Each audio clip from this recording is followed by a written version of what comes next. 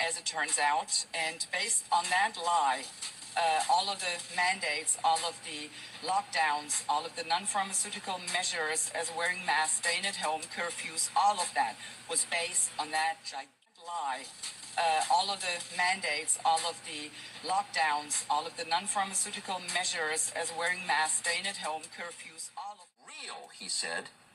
Now, Biden said this in a very odd way. There was no hint or panic, emotions you'd expect from a leader predicting the deaths of human beings from starvation. How we could increase and disseminate more rapidly when he uttered those words in Brussels. We can only tell you what happened afterward. Strange disasters began to beset food processors. All years was destroyed in a fire, cause unknown.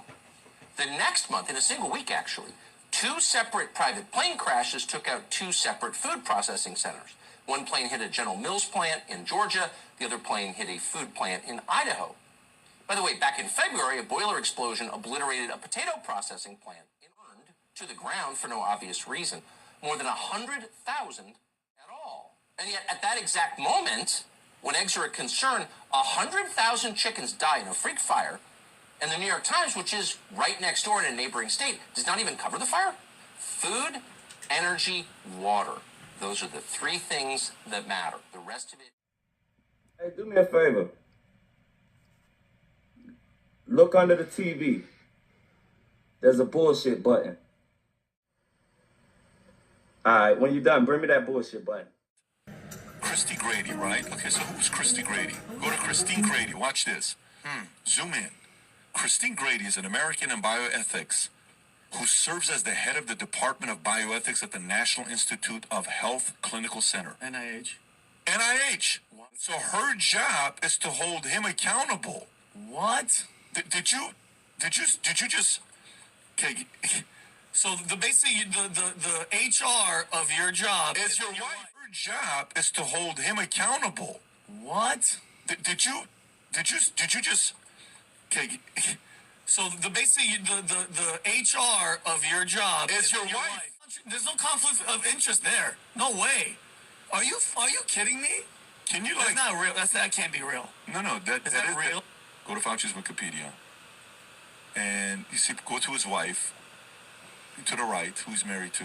Okay, zoom in a little bit so we can see it. Does the response that you induce actually enhance the infection and make it worse? And the only way you'll know that is if you do an extended study, not in a normal volunteer who has no risk of infection, but in people who are out there in a risk situation. That's a premeditated event. Our drinking water has been poisoned. There's 5...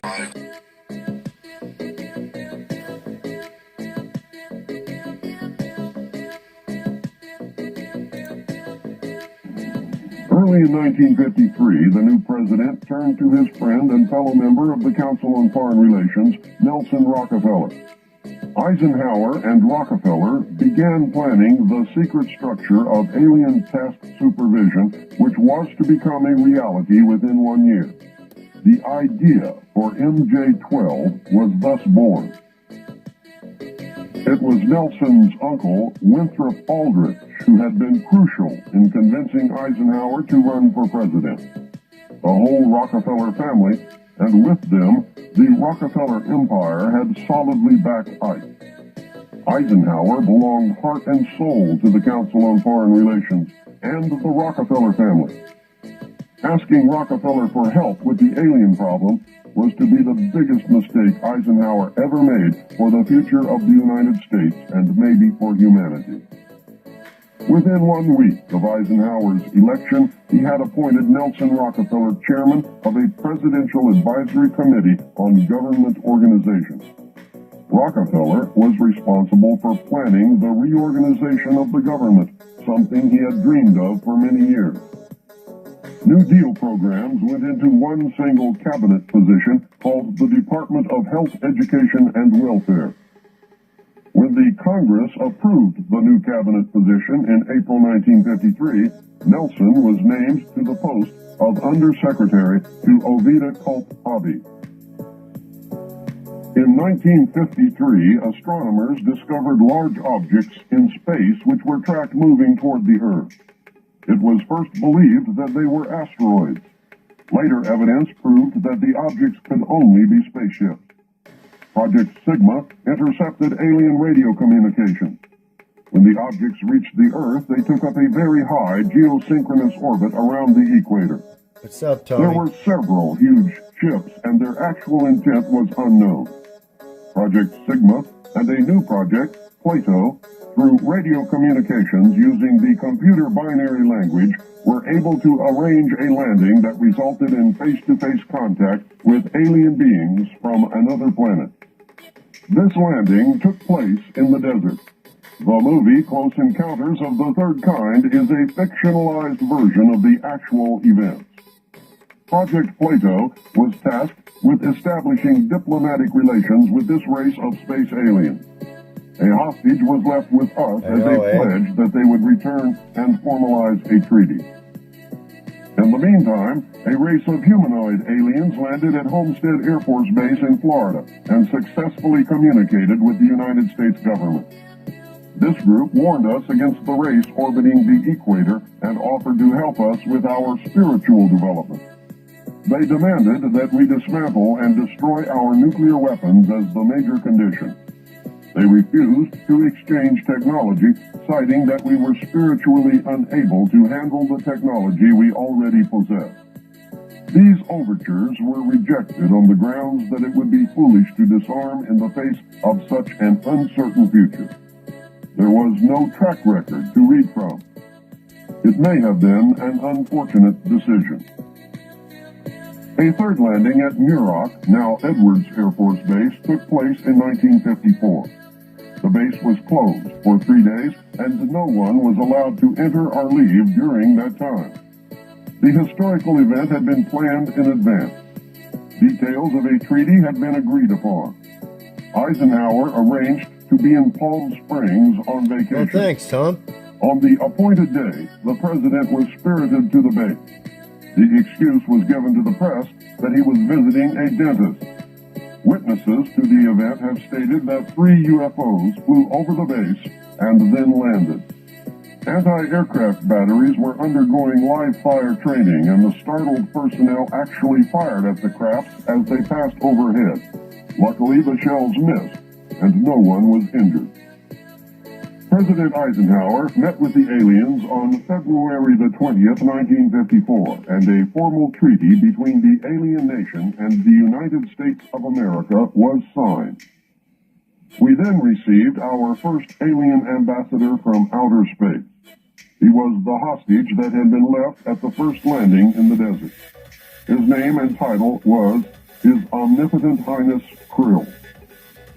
In the American tradition of disdain for royal titles, he was secretly called Original Hostage Krill. Shortly after this meeting, President Eisenhower suffered a heart attack. 4 others present at the meeting were Franklin Allen of the Hearst newspapers, Edwin Norris of Brookings Institute, Gerald Light of Metaphysical Research fame, and Catholic Bishop McIntyre of Los Angeles. Their reaction was judged as the microcosm of what the public reaction might be. Based upon this reaction, it was decided that the public could not be told. Later studies confirmed the decision as sound. An emotionally revealing letter written by Gerald Light spells it out in chilling detail. It reads, "My dear friend, I have just returned from Muroc.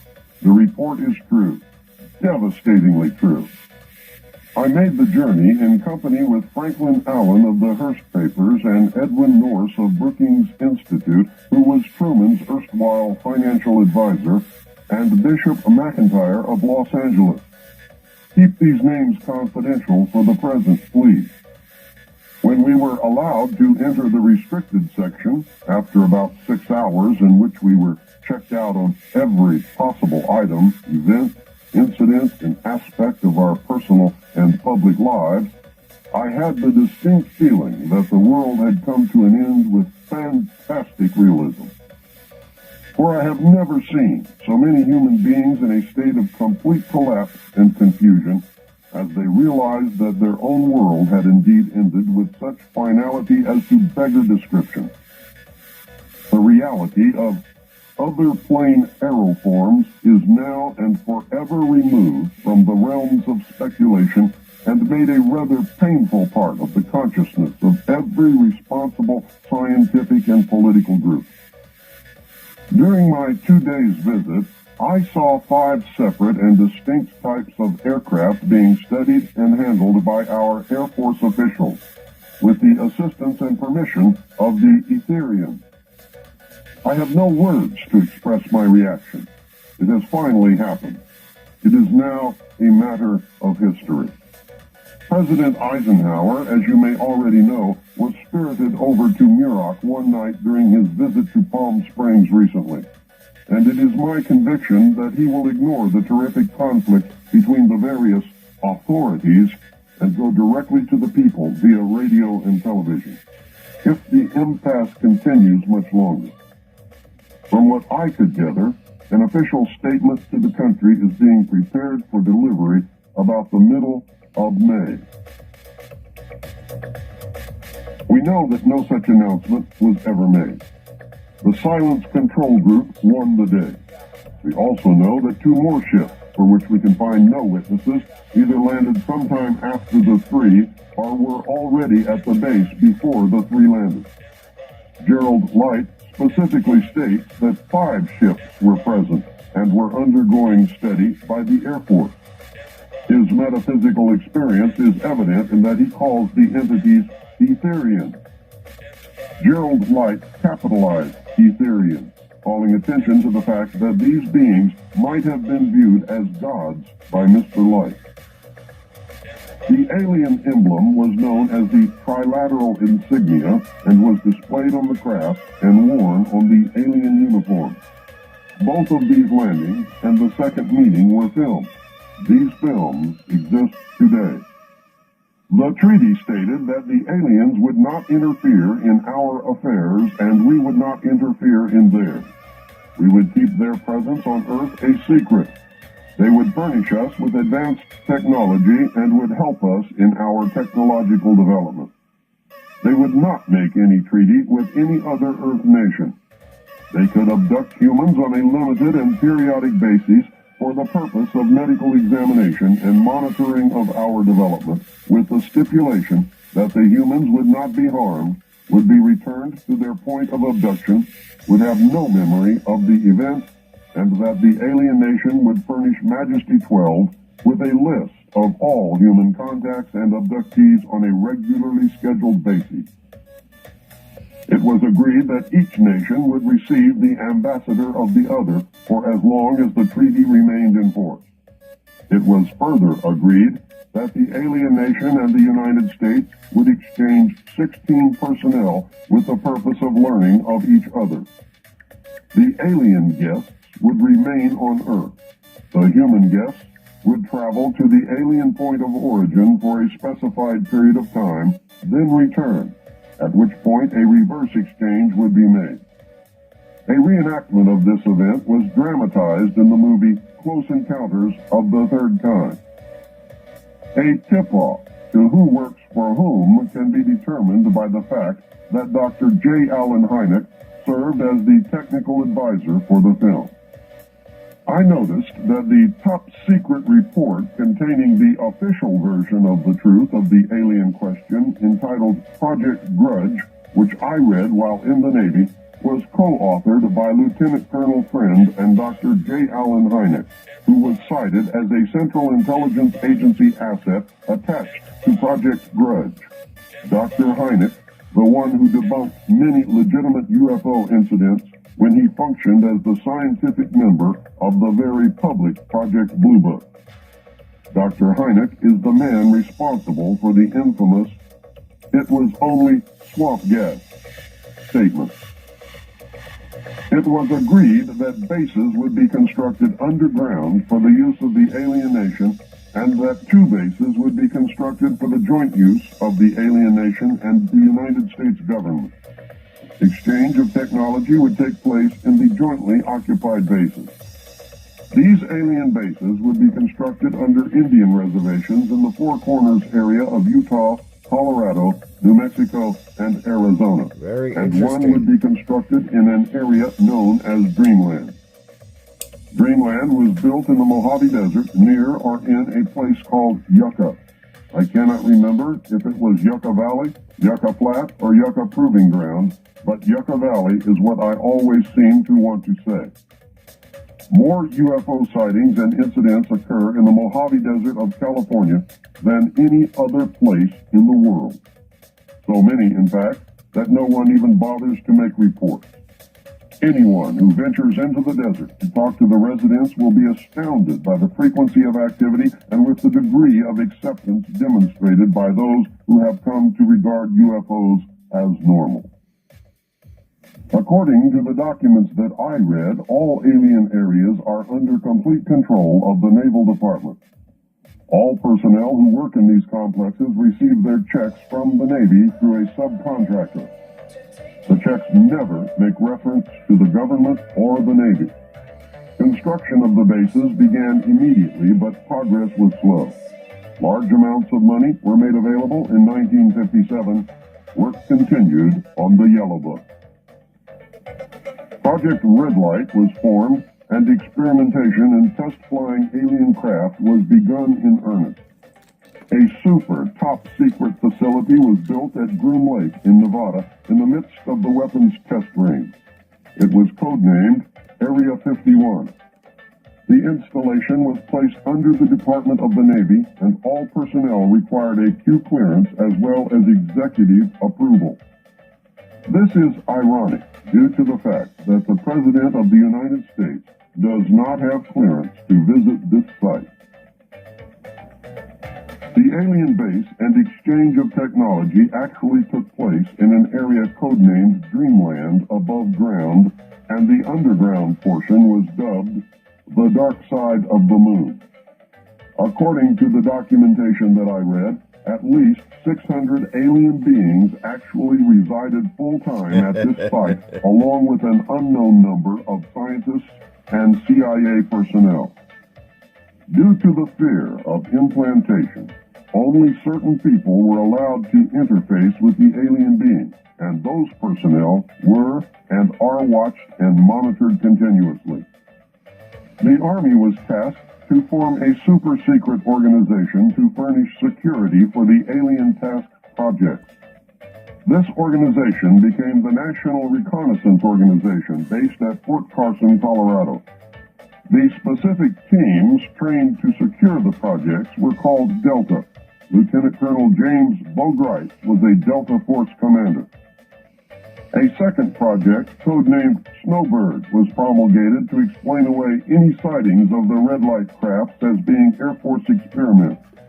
The Snowbird crafts were manufactured using conventional technology and were flown for the press on several occasions. Project Snowbird was also used to debunk legitimate public sightings of alien craft. Project Snowbird was very successful, and reports from the public declined steadily until recent years. A multi-million-dollar secret fund was organized and kept by the military office of the White House. This fund was used to build over 75 deep underground facilities.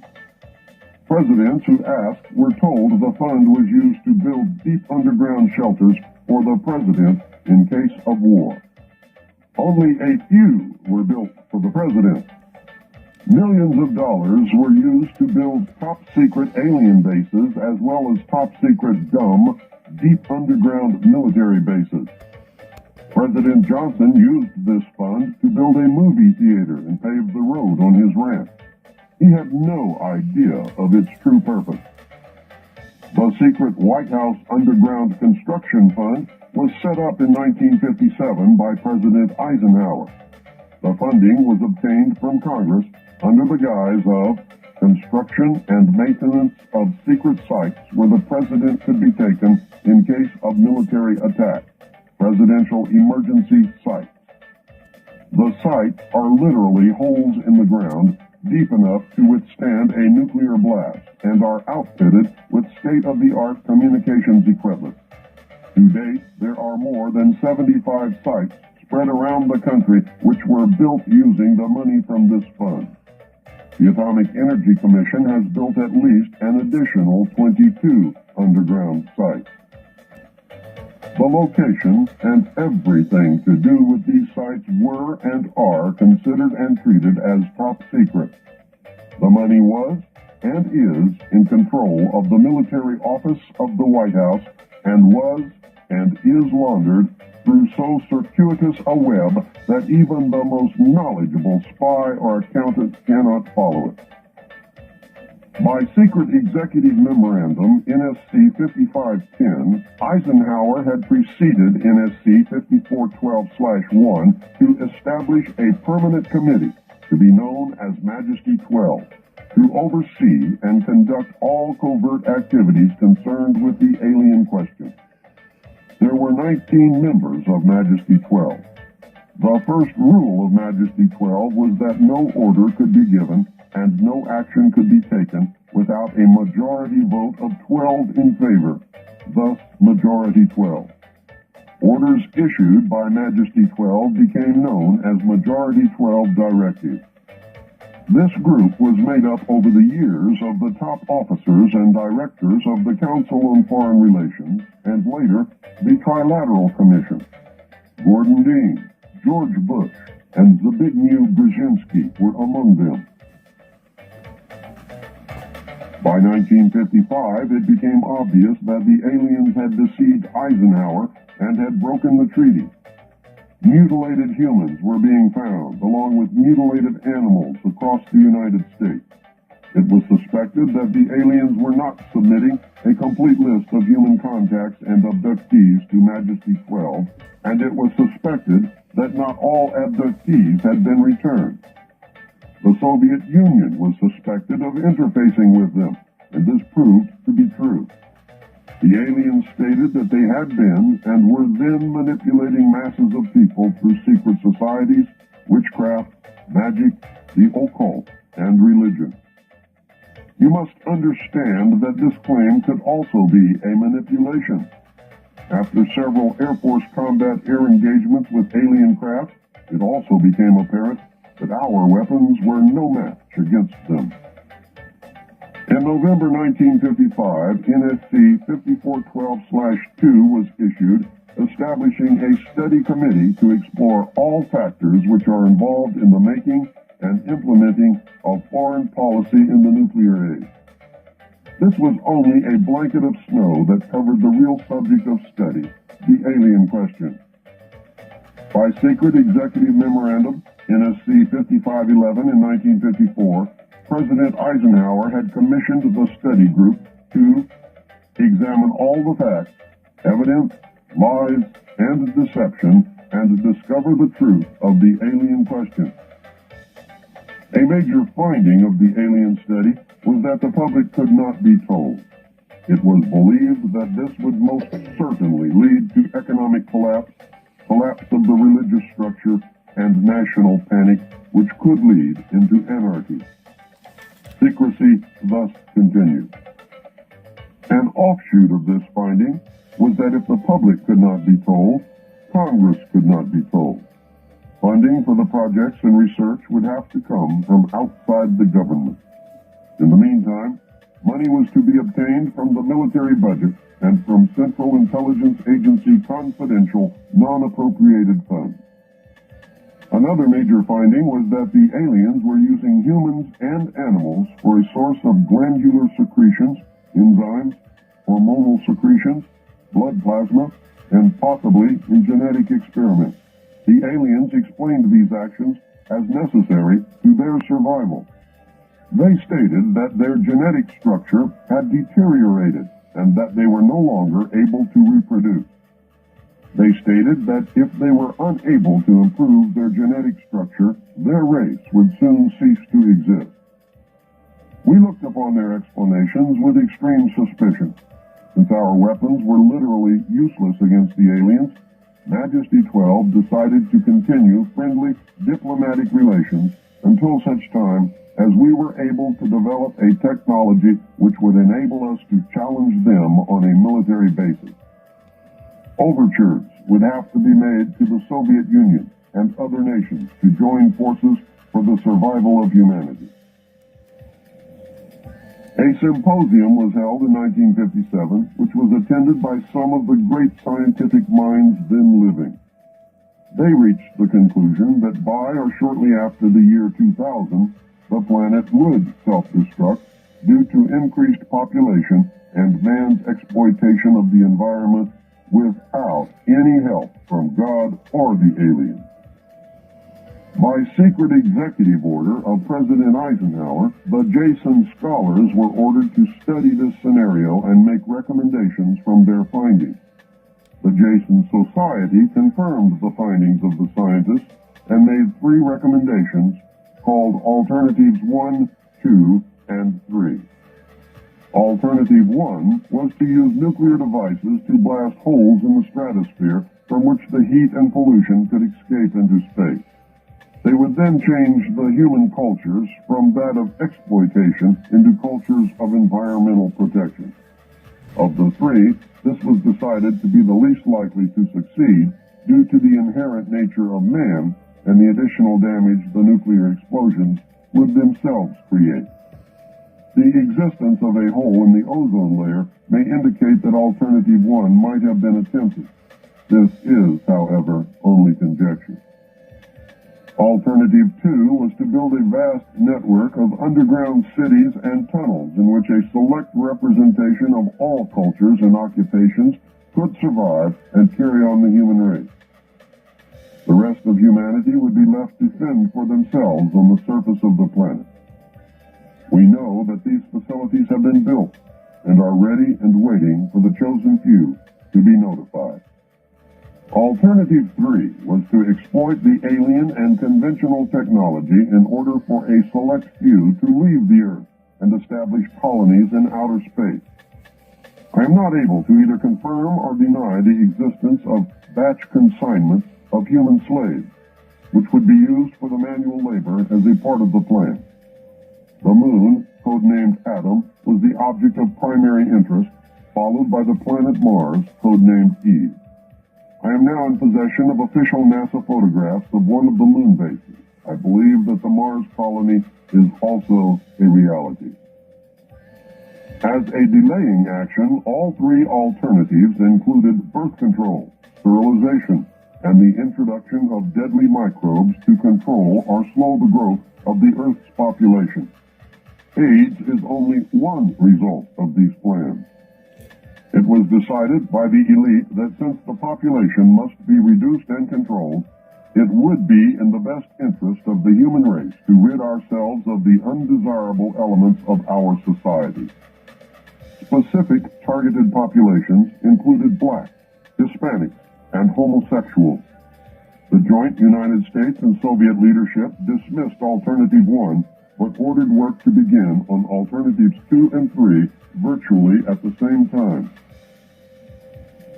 In 1959, the RAND Corporation hosted a deep underground construction symposium. Bad people. In the symposium report, machines are pictured and described which could bore a tunnel 45 feet in diameter at the rate of 5 feet per hour in 1959. That's crazy. It also displays pictures of huge tunnels and underground vaults containing what appeared to be complex facilities and possibly even cities.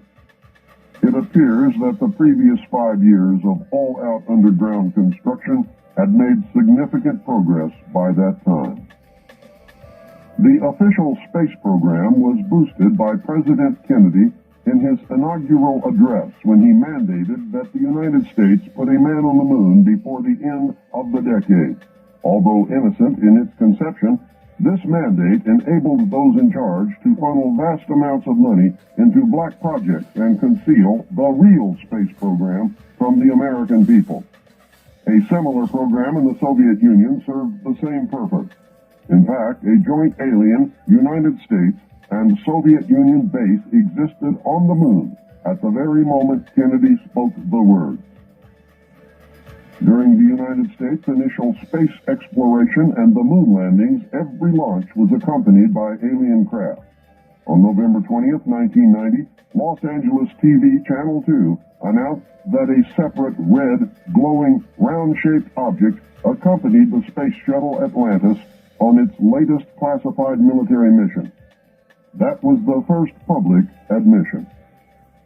A moon base, Luna, was photographed by the Lunar Orbiter and filmed by the Apollo astronauts. Domes, spires, tall round structures which look like silos, huge T-shaped mining vehicles that left stitch-like tracks in the lunar surface, and extremely large, as well as small alien craft, appear in the official NASA photograph. It is a joint United States and Soviet base. The space program is a farce and an unbelievable waste of money. Alternative 3 is a reality. It is not science fiction. Since our interaction with the aliens began, we have come into possession of technology beyond our wildest dreams.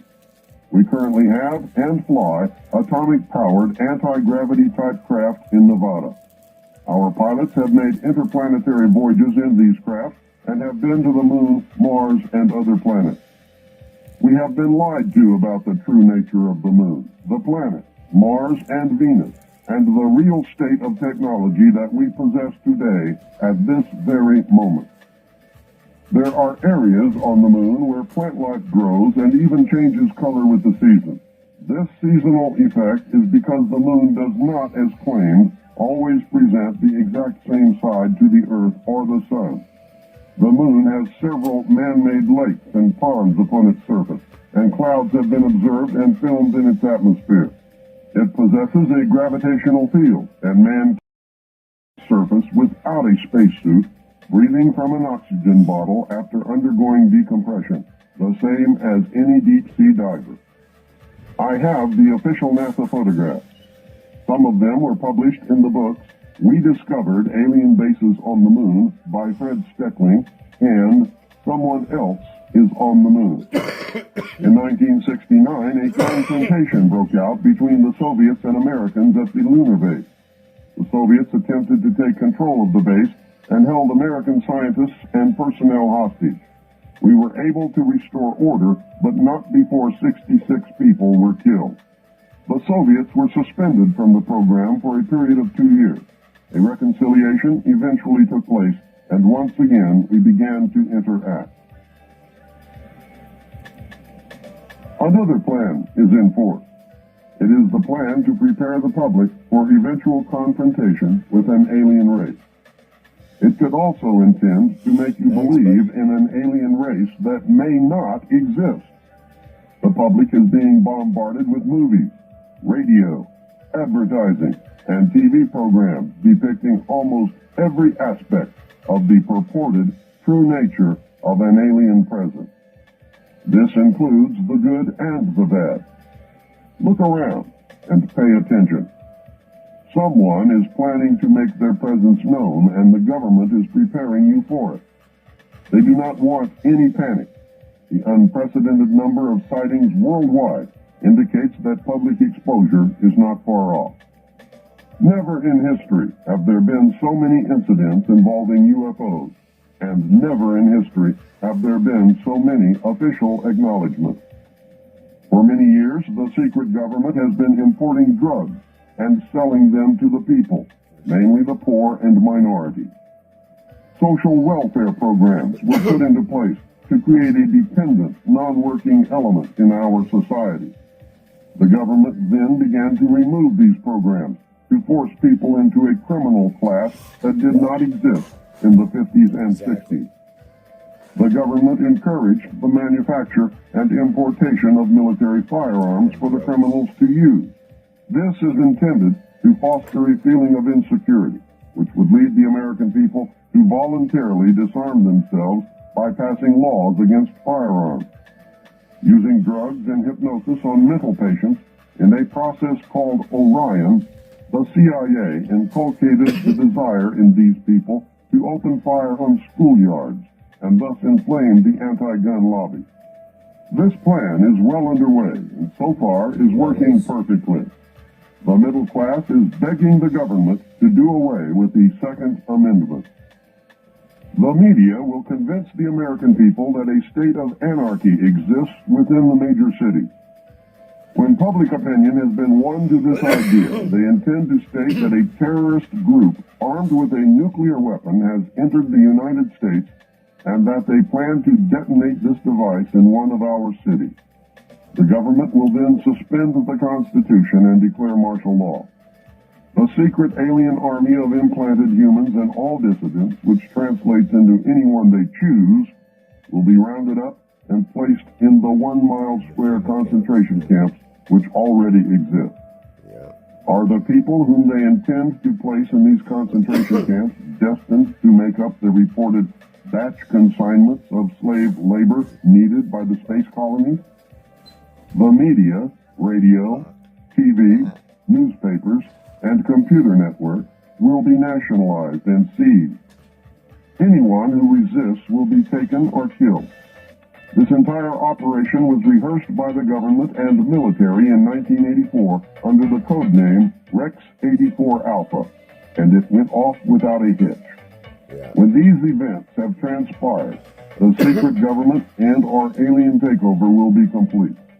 Your freedom will never be returned, and you will live in slavery for the remainder of your life. Yeah, the government or the deep state or whatever, any kind of controlling entity always rehearses what they're going to do before they actually do it. They outline it, and they actually get the people in place, just like they did with the last 2 years. They basically have the people in place, and then they execute the plan.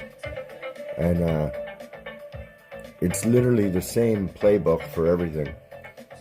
It's pretty crazy.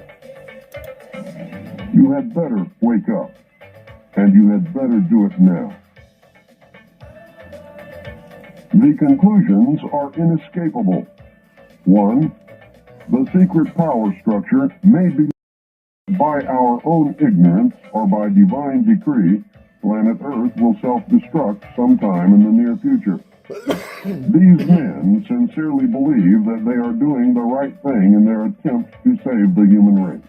Yep. It is terribly ironic that they have been forced to take as their partner an alien race which is itself engaged in a monumental struggle for survival.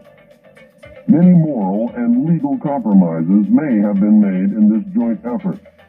These compromises were made in error and must be corrected. Those responsible should be brought to account for their actions.